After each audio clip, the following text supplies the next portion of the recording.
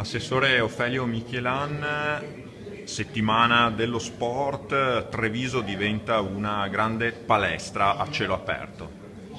Assolutamente sì, è un'opportunità per tutti, non solo per le associazioni di dimostrare ciò che fanno in palestra, ma è un'opportunità per tutte le famiglie, tutti i genitori, tutti i ragazzi di venire a provare l'attività. Poi potranno scegliere, potranno fare karate, potranno fare calcio, potranno fare rugby, ginnastica artistica o altro, però l'importante è provare perché l'attività motoria diciamo, è il farmaco più longevo, che crea più longevità. Che novità, quali le chicche, diciamo così, di questa edizione? Ma una chicca che non si può considerare tale, ma che è la matriciana che noi daremo tutti i giorni per ricavare, assieme con l'aiuto di tutte le associazioni sportive, un contributo per i terremotati.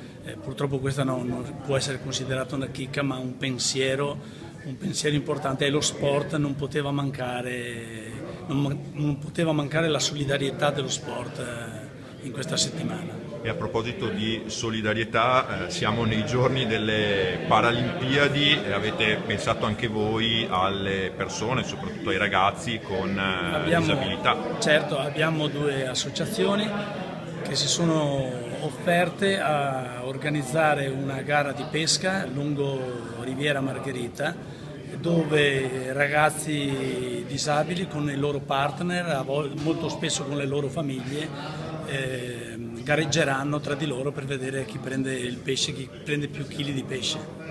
Assessore, anche il presidente del CONI, il referente provinciale del CONI, lanciava un appello, insomma, Treviso, provincia più sportiva, vero o falso, che sia comunque un alto tasso di sportività, però c'è sempre un problema di impianti, insomma, molte società costrette a dividere con tutte le difficoltà, palestre, spazi, ce ne vorrebbero di più. Il Comune è sensibile a questo tema, cosa si può fare in concreto?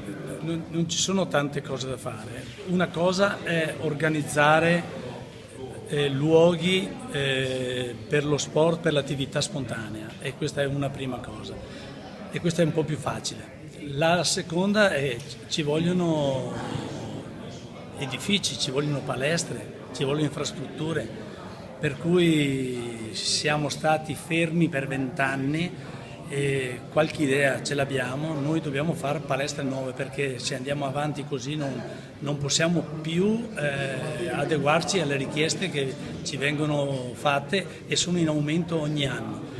Alle società e a tutte le associazioni un appello lo voglio fare: se fate la stessa disciplina cercate di stare assieme, perché così riduciamo le richieste di ore diverse, perché le ore sono veramente contate.